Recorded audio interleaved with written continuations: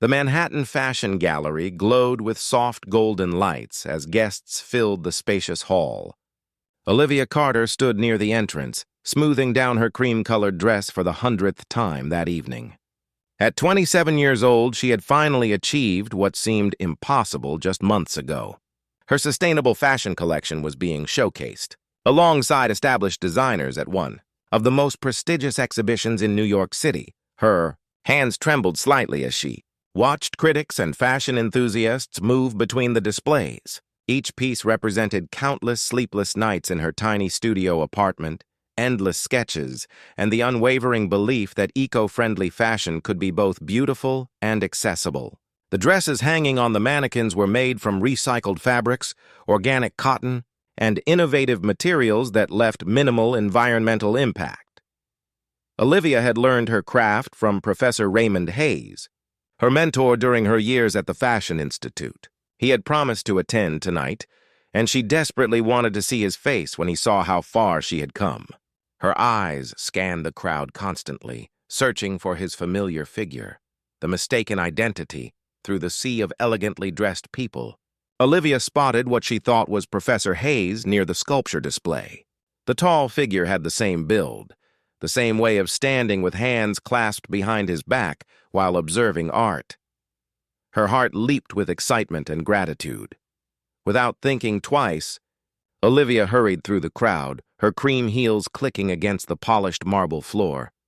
She had spent 2 years studying in Paris, where greeting mentors and colleagues with light cheek kisses was perfectly normal. The gesture had become second nature to her. As she reached the man, she called out warmly and leaned in for the familiar European greeting. But the moment her cheek brushed against his, she felt him stiffen. The cologne was different. The energy was different. Everything was wrong. Olivia pulled back abruptly, her green eyes widening in horror as she realized her terrible mistake. The man standing before her was definitely not Professor Hayes. He was younger, probably in his mid-30s, with striking features that belonged more on a magazine cover than at an art exhibition. His dark hair was perfectly styled, and his charcoal gray suit probably cost more than 3 months of her rent. A startling introduction. Her face turned bright red as embarrassment flooded through her entire body. The man was staring at her with a mixture of surprise and amusement, his deep blue eyes studying her face carefully. "Oh my goodness," Olivia stammered, taking a step backward and almost tripping over her own feet. "I am so incredibly sorry. I thought you were someone else, my mentor, Professor Hayes. You have similar builds, and I just assumed, but clearly I was completely wrong, and this is absolutely mortifying." She was rambling now, words tumbling out faster than she could control them. The stranger's lips curved into a slight smile, which only made her feel more flustered. "That was certainly the most memorable introduction I have had in quite some time," he said, his voice smooth and controlled with a hint of humor.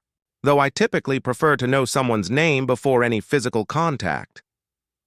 "Of course you do," Olivia said miserably, wishing the floor would open up and swallow her whole. "Any normal person would. I promise I do not usually go around greeting complete strangers this way. I studied in Paris, and the cheek kiss greeting became automatic, and I really thought you were. Professor Hayes and I am making this so much worse by continuing to talk." The stranger extended his hand in a more conventional greeting. "Julian Westbrook, and you are clearly the designer behind this impressive sustainable collection." Olivia hesitantly shook his hand, noticing how firm yet gentle his grip was. "Olivia Carter. And yes, those are my designs, created during moments when I am not completely embarrassing myself in public. Spaces." An unexpected connection, Julian's expression shifted to one of genuine interest as he glanced toward the display area where her designs were showcased. Several people were gathered around the mannequins, examining the detailed work and innovative fabric choices. "Your collection has been the talk of the evening," Julian said, releasing her hand. "The way you have transformed recycled materials into something this elegant is remarkable. Most sustainable fashion sacrifices style for ethics, but you have managed to maintain both." Olivia felt a flutter of pride, despite her lingering embarrassment. "Thank you. That has always been my goal. I believe fashion can be beautiful without destroying the planet." We just need to think differently about materials and production methods. I completely agree, Julian said, his blue eyes never leaving hers. Innovative thinking is what changes industries. Before Olivia could respond, her exhibition coordinator, Margaret, approached them with barely contained excitement. The older woman practically vibrated with energy as she looked between Olivia and Julian. "Miss Carter, I see you have met Mr. Westbrook," Margaret said, her voice pitched higher than usual.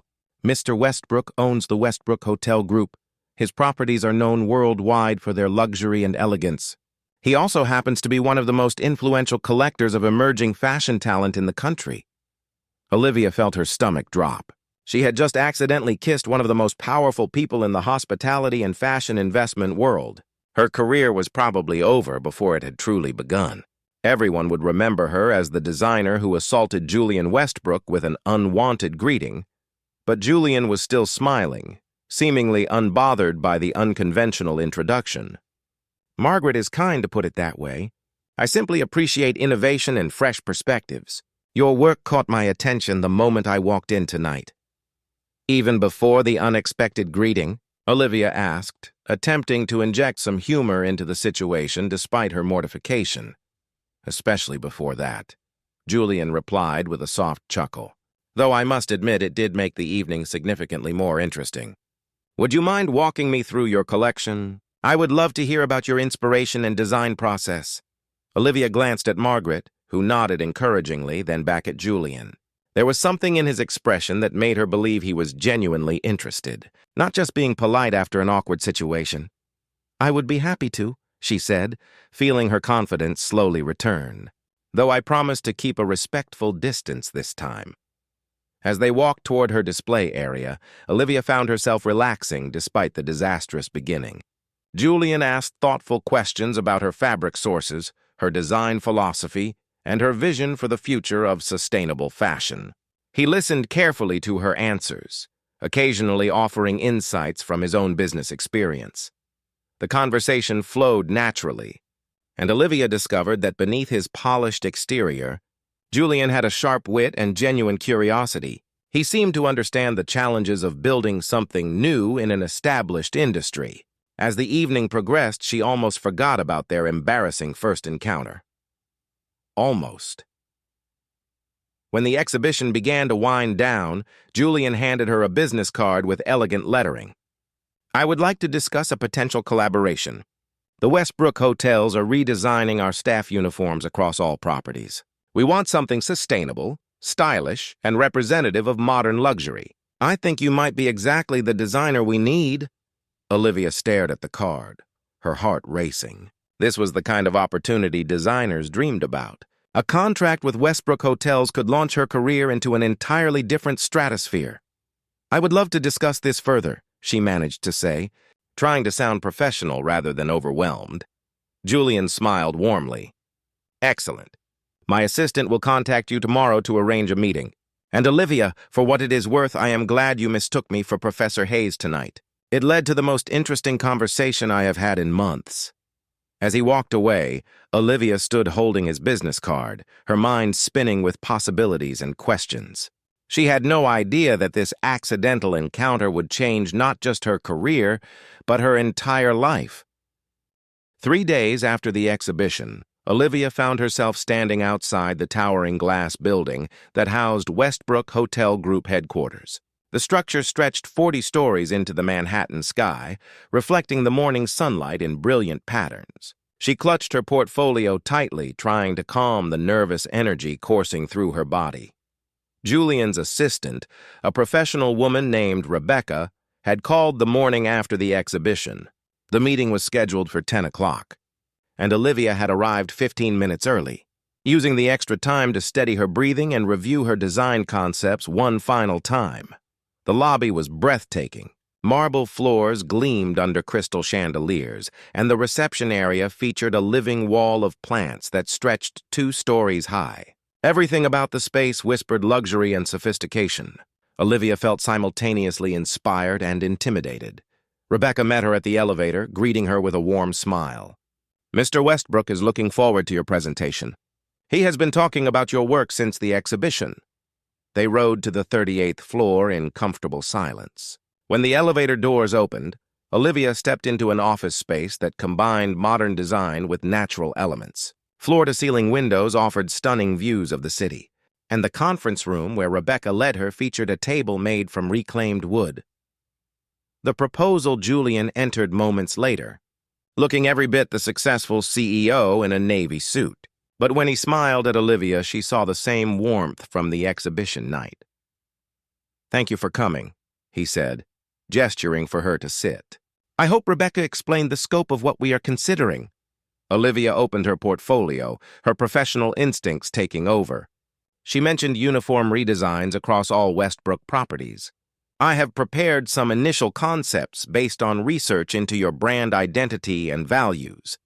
For the next hour, they discussed her vision. Olivia presented sketches for hotel staff uniforms that combined elegance with sustainability. Housekeeping dresses made from organic bamboo fabric. Reception blazers crafted from recycled wool. Restaurant server attire using innovative materials derived from plant-based sources. Each design maintained a cohesive aesthetic while being environmentally responsible.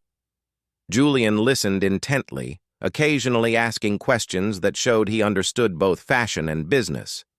His enthusiasm for the project was evident, and Olivia felt her excitement growing with each passing minute. "This is exactly what I envisioned," Julian said finally, studying her sketches with obvious appreciation. "You understand that luxury does not require waste. That is rare in this industry. It requires changing how we think about value," Olivia replied, her passion for the subject evident in her voice. "True luxury should not come at the planet's expense." Julian nodded thoughtfully. "I would like to move forward with this project. We can start with our flagship property here in Manhattan, then expand to other locations if successful. Does that work for you?" Olivia felt tears threatening to form behind her eyes, but she blinked them away. Yes, absolutely yes. Growing connection over the following weeks, Olivia and Julian met regularly to discuss the project. What started as professional meetings gradually transformed into something more personal. They discovered shared interests beyond fashion and business. Both loved old movies, had complicated relationships with their families, and believed in using success to create positive change. Julian often visited Olivia's studio, a small space in a converted warehouse building in Brooklyn. The area housed dozens of creative professionals, from painters to sculptors to independent fashion designers like herself. The building was old but full of character, with exposed brick walls and large windows that flooded the spaces with natural light.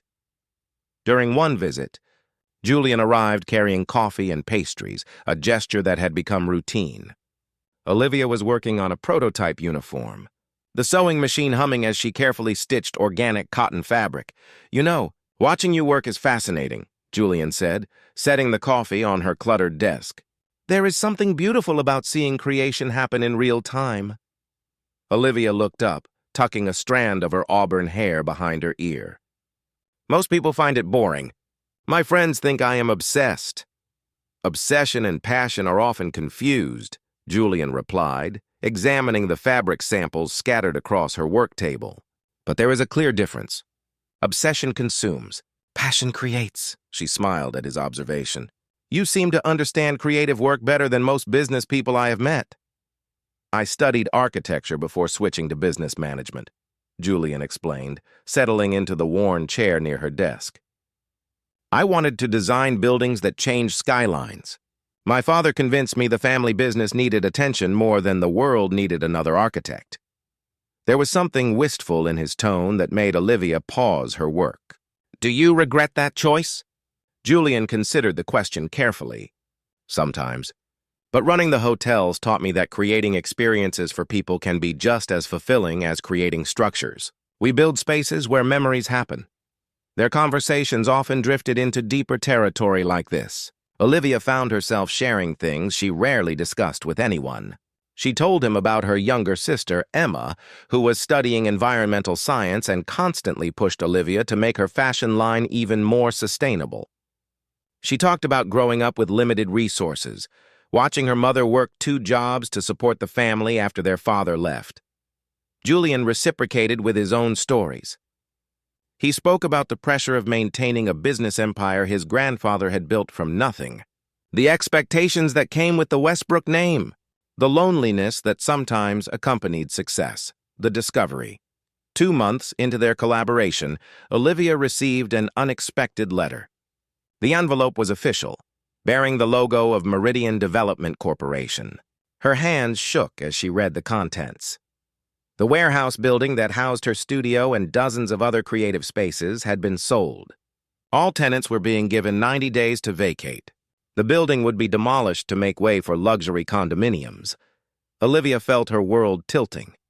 The studio was not just a workspace. It was her community, her sanctuary, the place where she felt most authentically herself. Many of the artists in the building had been there for years, creating a supportive network that nurtured creativity. She immediately called her friend Marcus, a painter who worked 2 floors below her studio. "Did you get the letter?" "Just opened it," Marcus said, his voice heavy with frustration. 90 days to find new space in this market? Impossible. Most of us cannot afford anything else in the city. Olivia spent the afternoon calling other tenants, and the story was the same everywhere. Shock, anger, and helplessness. These were artists, musicians, and creators who had chosen passion over profit. Finding affordable studio space in New York City was nearly impossible. That evening, she researched Meridian Development Corporation. What she discovered made her blood run cold. Meridian was a subsidiary company, and its parent corporation was Westbrook Enterprises, the investment arm of Julian's business empire. Julian was the reason she was losing her studio. The confrontation Olivia did not sleep that night. By morning, hurt and betrayal had transformed into burning anger. She called Rebecca and insisted on an immediate meeting with Julian, refusing to explain why over the phone. When she arrived at his office, Julian greeted her with his usual warm smile. "This is a pleasant surprise. I thought our next meeting was scheduled for Friday." "We need to talk," Olivia said, her voice tight with controlled emotion. She placed the eviction letter on his desk. "Did you know about this?" Julian picked up the letter, his expression shifting from confusion to understanding to something that looked like guilt. "The Meridian acquisition. I signed off on it months ago, but I did not realize your building was part of the portfolio. Your company is destroying the creative community that gave me my start," Olivia said, fighting to keep her voice steady. "Dozens of artists are losing their spaces. People who cannot afford Manhattan rents. People who create beauty in this world instead of just consuming it." "Olivia, please understand this is not personal," Julian began, but she cut him off. "Not personal? My entire professional life is in that building. My friends, my community, everything that made me who I am as a designer. And you are tearing it down to build expensive apartments that only wealthy people can afford." Julian stood, moving around the desk toward her. "The development project is designed to revitalize that neighborhood. We are creating mixed-income housing, retail spaces, and yes, some luxury units that fund the affordable components. It is more complex than simple demolition. It is always more complex when you have the power and resources," Olivia shot back. "You talk about sustainable fashion and environmental responsibility, but you are perfectly comfortable displacing people for profit." "That is not fair," Julian said, his calm demeanor cracking slightly. "I have spent years building a business that employs thousands of people and supports communities. One project does not define everything I do." "It defines what you value," Olivia replied, feeling tears threatening but refusing to let them fall. "I thought you understood what it meant to create something meaningful. But you just see opportunities and numbers on spreadsheets."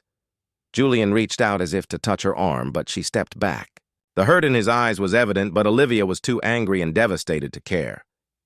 "I trusted you," she said quietly, the words carrying more weight than any shouted accusation. "I let you into my world, shared my dreams, believed you were different from other wealthy executives who see artists as expendable. I was wrong." "You are not wrong about me," Julian insisted, his voice thick with emotion. "Let me fix this. Give me time to find a solution." "Time," Olivia laughed bitterly. "We have 90 days before the demolition. What solution exists that does not involve you losing money on your investment?" Julian had no answer. The silence stretched between them, heavy with everything that had been building over the past months and everything that was now crumbling.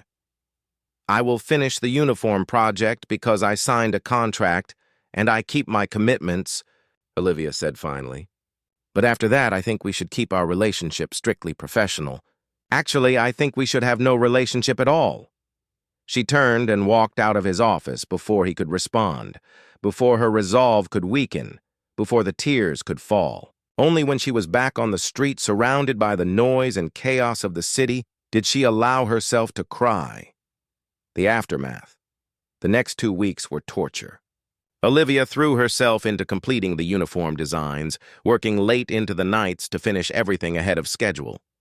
She wanted to fulfill her obligations and sever all ties with Julian as quickly as possible. Her sister Emma visited the studio one evening, finding Olivia surrounded by fabric samples and sketches, looking exhausted. "You look terrible," Emma said bluntly, setting down a bag of takeout food. "When did you last eat a real meal?" "I am fine," Olivia lied, not looking up from her work. Emma pulled up a chair, forcing her sister to stop working. "Tell me what happened. And do not say nothing because you have been miserable for 2 weeks." Olivia finally broke down, explaining everything.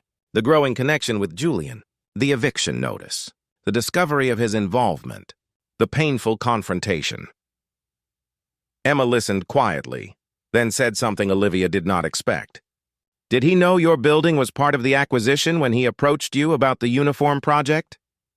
"What does that matter?" Olivia asked. "It matters because if he did not know, then he did not deliberately deceive you. He made a business decision months ago that happened to affect you. That is different from targeting you specifically." "Whose side are you on?" Olivia demanded. "Yours always," Emma replied gently. "But I am also on the side of fairness. You are hurt and angry, which is completely valid. But you might be directing those feelings at someone who cares about you and made a mistake rather than someone who intentionally hurt you." Olivia wanted to argue, but something in her sister's words resonated. She had been so focused on her pain that she had not considered Julian's perspective. Not that it excused the displacement of artists, but maybe it complicated the narrative she had constructed. Still, the damage felt irreparable. Even if Julian had not known about her studio, the reality remained unchanged. She was losing her creative sanctuary, and he was the reason why. As Emma left that evening, she paused at the door. "For what it is worth, anyone who looks at you the way he did at your exhibition is not just interested in business. Think about whether you want to close a door that might lead somewhere meaningful." Olivia sat alone in her studio long after Emma left, surrounded by the designs that might represent both her biggest professional achievement and the end of something that could have been beautiful in her personal life. 4 days after her confrontation with Julian, Olivia arrived at her studio to find something unusual. A large envelope had been slipped under her door, too thick to be another official notice. She picked it up cautiously, recognizing the Westbrook Enterprises logo on the corner. Inside, she found detailed architectural plans and a handwritten letter. Her heart raced as she unfolded the letter, recognizing Julian's precise handwriting. "Olivia, I know you asked for space, and I am respecting that by not showing up at your studio uninvited. But I need you to see these plans. After our conversation, I could not stop thinking about what you said. You were right. I had become so focused on development metrics and investment returns that I forgot about the human cost of progress. These plans represent a revised proposal for the warehouse district. Instead of complete demolition, we are preserving the existing building and renovating it.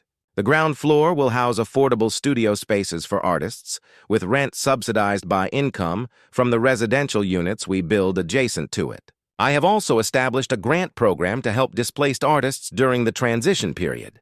This is not perfect, and it does not undo the pain I caused. But I wanted you to know that your words changed something in me. You made me remember why I went into business in the first place, not just to build wealth, but to build communities. Whether or not you ever speak to me again, I am grateful you challenged me to be better.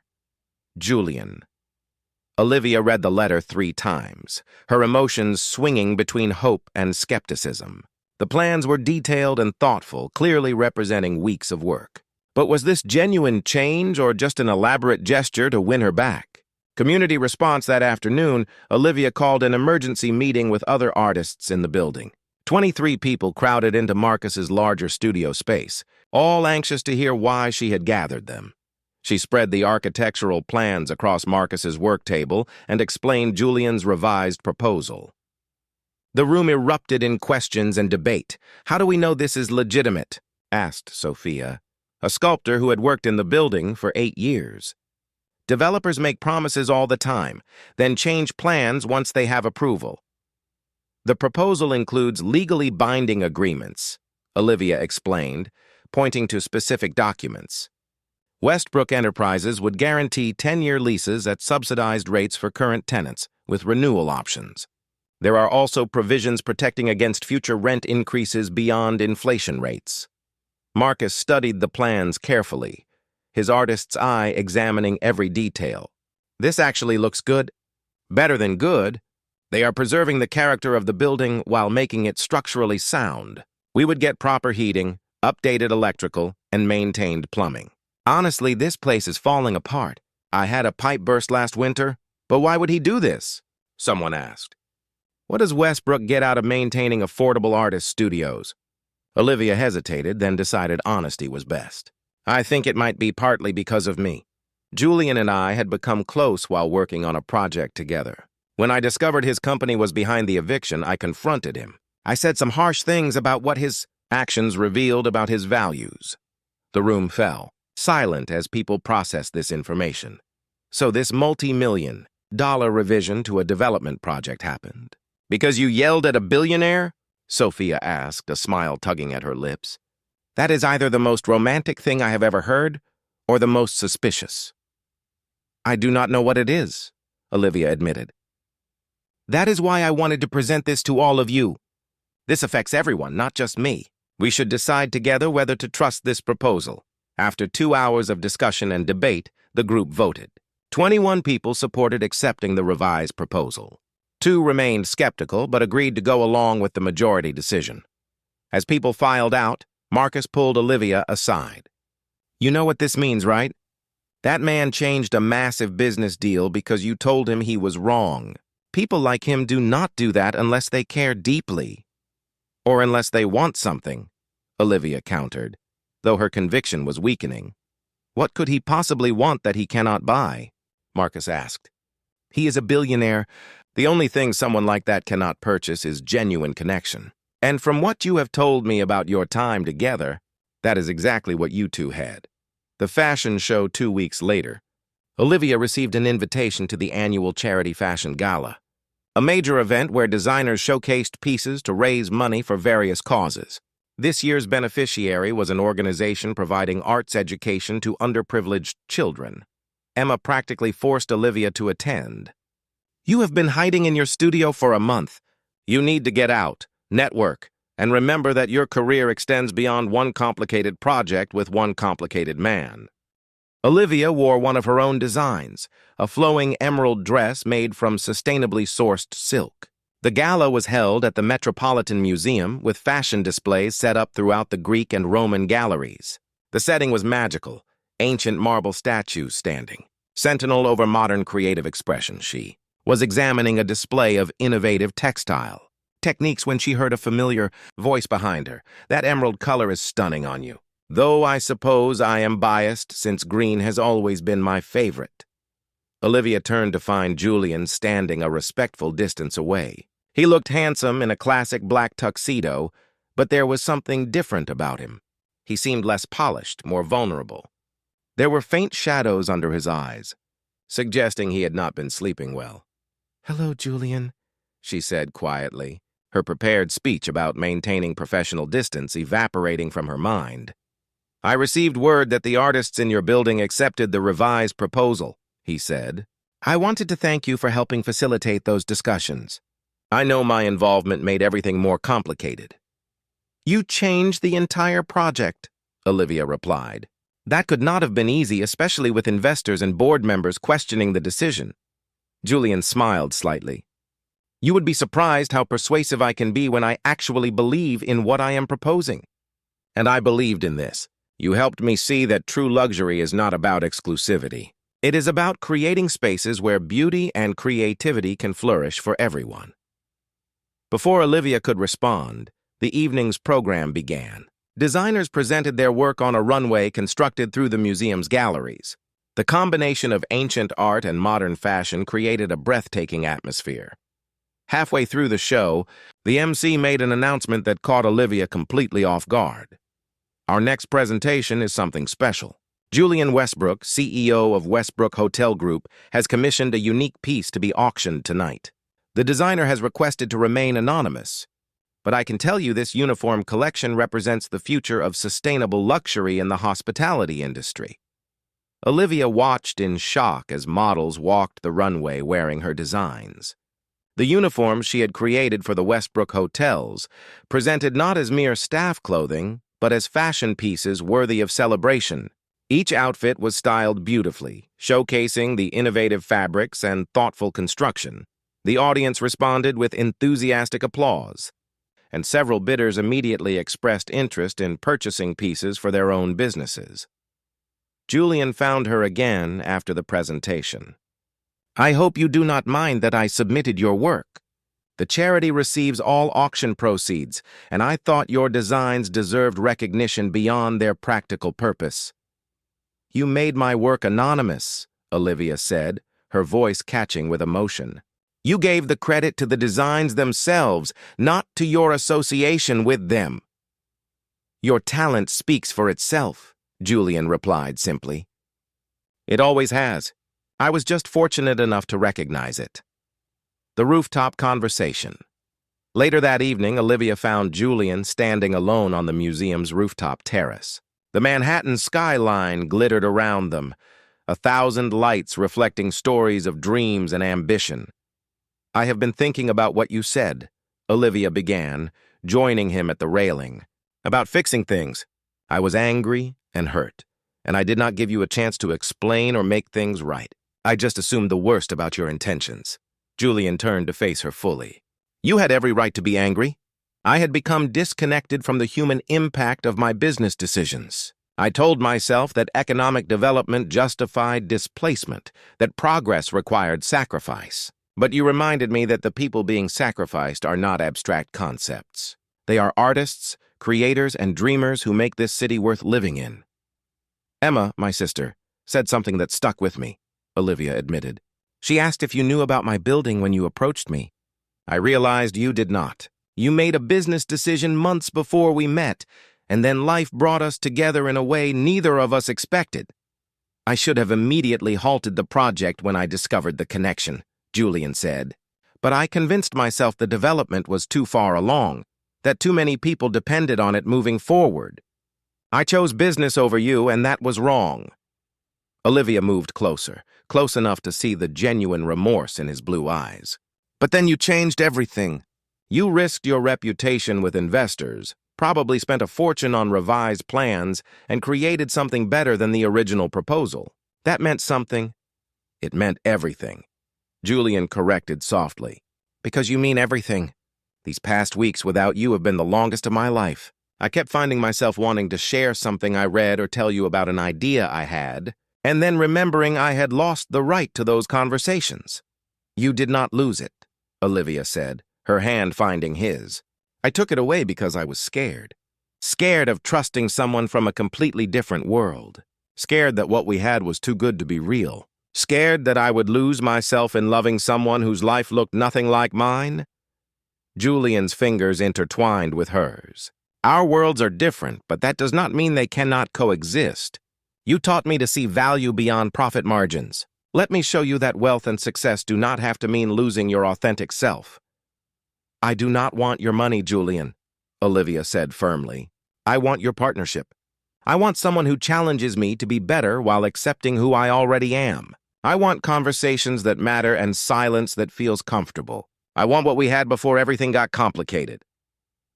Then let me give you something simpler, Julian replied, his free hand gently cupping her face. Let me give you honesty. I am falling in love with you, Olivia Carter. I fell in love with your passion, your integrity, and your refusal to compromise your values. I fell in love with the way you see beauty in unexpected places and create something meaningful from that vision. And I fell in love with the woman who was brave enough to call me out when I was wrong."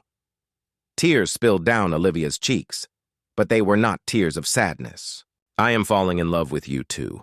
I have been since that ridiculous night when I accidentally kissed you at the exhibition. Maybe even because of that night, because you responded with humor instead of anger." Julian smiled, that warm, genuine expression she had missed so desperately. "That was quite an introduction, though I think we can do better this time." He leaned in slowly, giving her every opportunity to pull away. But Olivia met him halfway, and when their lips finally touched, it felt like coming home. The kiss was gentle at first, tentative, as if they were both afraid of breaking something fragile. Then it deepened, weeks of longing and unspoken feelings pouring into the connection. When they finally pulled apart, both were breathless and smiling. "Much better than a mistaken cheek kiss," Olivia murmured. Making Julian laugh, "Definitely worth the wait," he agreed. Pulling her close, they stood together on the rooftop, wrapped in each other's arms as the city buzzed with life below them. Two people from different worlds who had found common ground in creativity, integrity, and an accidental encounter that had changed both their lives. 1 year later, Olivia stood in the newly renovated warehouse building, now officially named the Carter Westbrook Creative Center. The space had been transformed while maintaining its original character. Exposed brick walls had been carefully preserved and cleaned. Large industrial windows flooded the studios with natural light. Modern amenities had been integrated seamlessly with the building's historic charm. Her own studio occupied the same space it always had, but now she had proper climate control, reliable electricity, and plumbing that actually worked. The best part was knowing that 23 other artists had similar spaces, all protected by long-term affordable leases. Julian entered carrying 2 cups of coffee and a bag from their favorite bakery, a Saturday morning ritual they had established over the past year. "The grand opening ceremony starts in an hour," he reminded her, setting down the coffee. "Are you ready for your speech?" "I think so," Olivia said, reviewing her notes.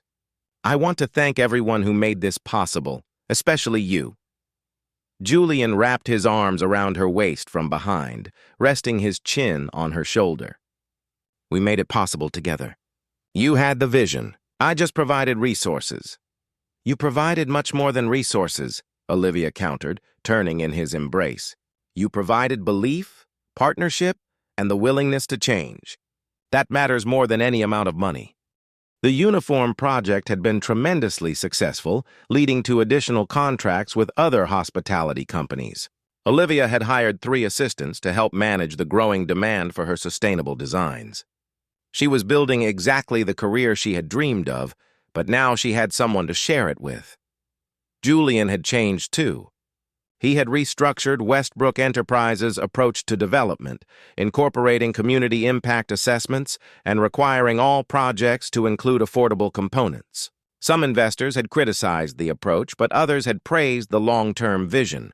More importantly, he had learned to balance his work with life outside the office. He spent weekends in Olivia's studio, sometimes working on his laptop while she designed, comfortable in shared silence. They attended gallery openings, tried new restaurants, and occasionally escaped the city to hike in the mountains. "I have something for you," Julian said, reaching into his jacket pocket. He pulled out a small velvet box, and Olivia's breath caught. "Julian," she whispered as he opened the box to reveal a stunning ring. The band was made from recycled gold, and the center stone was a lab-created diamond, ethically sourced and environmentally responsible. "I know we said we would take things slow," Julian began, his voice thick with emotion, "but I have never been more certain of anything in my life. Olivia Carter, you challenged me to be better, showed me what truly matters, and gave me a love I did not know was possible. Will you marry me?" Olivia looked at the ring, then at the man holding it. The man who had changed his entire approach to business because she had challenged him. The man who brought her coffee every Saturday and listened to her talk about fabric patterns for hours. The man who had shown her that different worlds could merge into something beautiful. "Yes," she said, her voice strong and clear. "Yes, "I will marry you." Julian slipped the ring onto her finger, and they kissed, surrounded by the creative space they had built together. Through the studio windows, sunlight streamed in, illuminating countless possibilities for their future.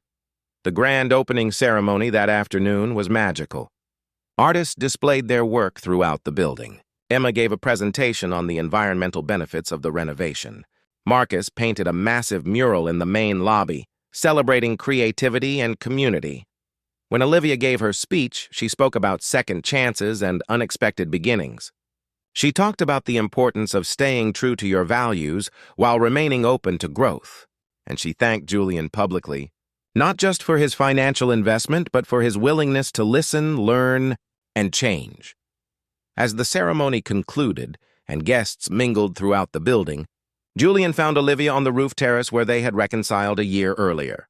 "Happy?" he asked, pulling her close. "Incredibly," Olivia replied, looking at her engagement ring catching the afternoon light. "A year ago, I thought my world was falling apart. Now I realize it was actually coming together in ways I could never have imagined. All because you mistook me for your professor and greeted me with a European kiss," Julian teased. Olivia laughed. That bright, genuine sound he loved. "Best mistake I ever made." They stood together watching the sunset paint the Manhattan skyline in shades of gold and rose, two people who had found love in the most unexpected way. Their journey had been complicated, filled with misunderstandings and challenges, but it had led them exactly where they needed to be. Together, they had built something more valuable than any business empire or fashion collection.